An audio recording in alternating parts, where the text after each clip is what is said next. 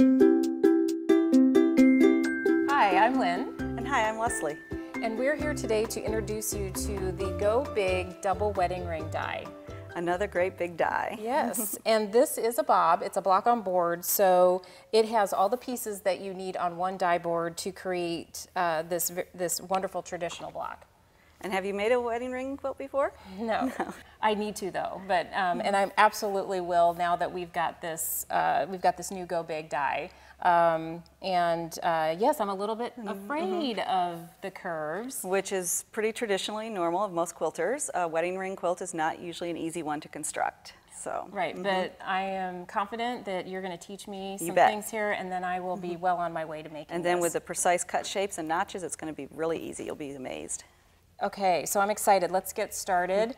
Right here in front of us we have, this is the pattern that comes in the die. It's called the Classic Double Wedding Ring Table Runner. And if we added a few more blocks, We could be a bed runner. Absolutely. So let's show you how to use this, this die and what are some tips and tricks with cutting with it. So this is Leslie's tip. If you take Post-it notes with, there are letters attributed to each of the shapes in the pattern. So if you take those and add them to the shapes inside of the cuts, that's an easy way to remember which one's which. Right, especially when you need multiple sizes of some and only singles of some. Right, and you said that you do this. I do this with all of my dies. So I think that's a great idea. And this die, you're going to definitely want to make sure that you keep your lengthwise grain in mind as you're cutting. So if you do still have your salvage edge on your fabric, just keep the salvage edge facing you, so facing your belly button or however you can remember that. And that will ensure that the strongest part of your fabric or the lengthwise grain is running the length of the cutter. It's running as it goes under the roller.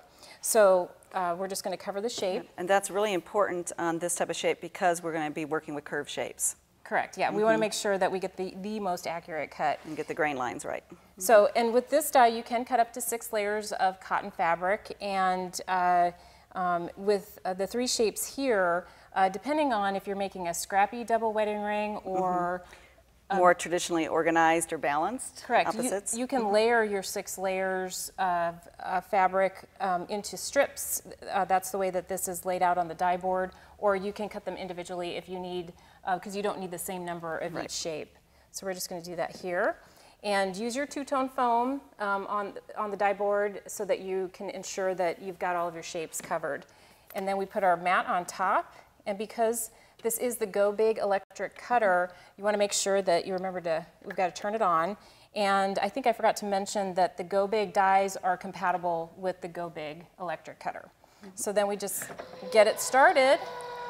And it's just amazing how fast it can cut out all of these shapes for us, which would take us traditionally a long time to do. And another reason a lot of us don't attempt the wedding ring. Correct. And then the other thing about the Go Big that I wanted to mention is that as it's going through, you can be getting another die ready over here and just keep really an assembly line type style and make the cutting go that much faster. Let's pull it off and just show them what the pieces look like. Okay, so we've got all these wonderful pieces here. So we have our center piece. Center. And then the football shape. The football shape. Which is C. Or I refer to it as a melon. Football, I can see it too. Either way. And then we've got our other pieces here that make up the arc. So in our arc pieces, there's basically 2 shapes, our square and then a slightly angled rectangle, and then we have our square corners.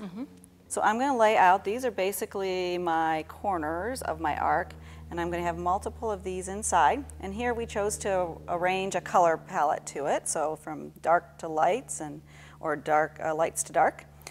You can play with that. It can be totally scrappy too. And so I'm just going to line these up. And so I'm going to need 2 arcs around my melon. So I'm going to do 2 sets. And to sew them together, the notches are already right there. It works really great. I just take my 2 pieces, put them together, line up that notch and edges, and sew right across there. And you already have the 1/4 inch seam allowance is factored in, so they're going to just line right up. So I'm going to create 2 arcs and sewing them together. And on my second arc, I want to add my corners. So again, they're notched. I'm just going to line up that notch to my end piece and sew across. And so I will have one, just turn this under, that will look like this, and one piece that looks like this. Okay. Now there is a little trick to having this work successfully. Okay, and let's sewing hear it. them, and that comes to the sewing part. And one of the things, we have it in the directions, just to remind you, but it's really important to do, and that is to mark your 1/4 inch seams allowance. And I like, on my melon, I actually like to draw a line so that I can sew into that 1/4 inch and adjust to make sure I hit that point just where I would like it to be. And then on each of my arcs, I want to also mark my 1/4 inch. So you can see I've got it marked right here. And I would have it marked here. I'm not sure that shows on the camera, but and then here and here. So I'm going to do that on both of these. So on this edge, I've marked on both ends that 1/4 inch, because that's really the key. It's a little bit of a set-in seam, so we don't want to sew past the 1/4 inches. Okay. Okay? So I'm going to take my arc and line it right up with that melon. And I like to actually take my pin, and it's called pin stab. So I'm going to put it right into the corner there and have it come right at my 1/4 inch right here. And that is where I'm actually going to start sewing. My next pin is going to be in the center where the notches line up. So I'm going to pin right there. And then I'm going to do that pin stab thing again on the other end. So I'm just going to mark right here and stick it through right there. Okay. Now when I go to the machine, when you're sewing curves, that's one of the other tricks too, is I refer to them as you got to have a little faith, which goes right with the wedding ring. Because things don't always line up nice and square like a straight seam does. Right. So I have to have faith that when I go around with the machine, these are going to line up. So you just worry about where you're sewing right now and adjust as you come around with your presser foot of your machine. So I'm going to start my needle stitching right here at this 1/4 inch mark where I've got my pin. And I'm going to gently, carefully sew around, easing, and stop right here. I don't want to do a stitch past that mark. And that's the key. If I sew off the edge, I'm going to have trouble assembling things down the line. Okay. Okay? And so once I've sewn that, I'd like to give it a little pressing. And in this case, the arc wants to press towards my melon, so I'm just going to let it do that because it would be too much of a fighting to press it this way. Okay. And that will work great. Okay? So now we have this assembled. We're ready then to create our other half, and that is to attach this part. Okay? So I'm going to have just one more thing to line up here. I'm going to move this out of the way Perfect. for you. Okay, so I'm going to pin stab again. I'm going to put right into my point right here and right into my intersection there. Okay, and line that up.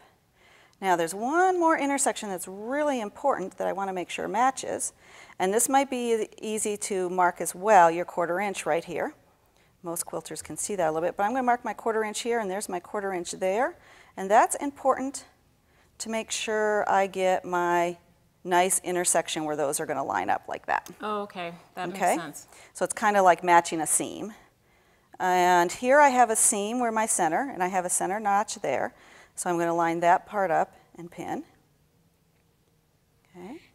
And then we're going to do the same thing on this corner with my edge right here, 1/4 inch. And it should be on my 1/4 inch mark right there, so I'm pin stabbing again and lining up.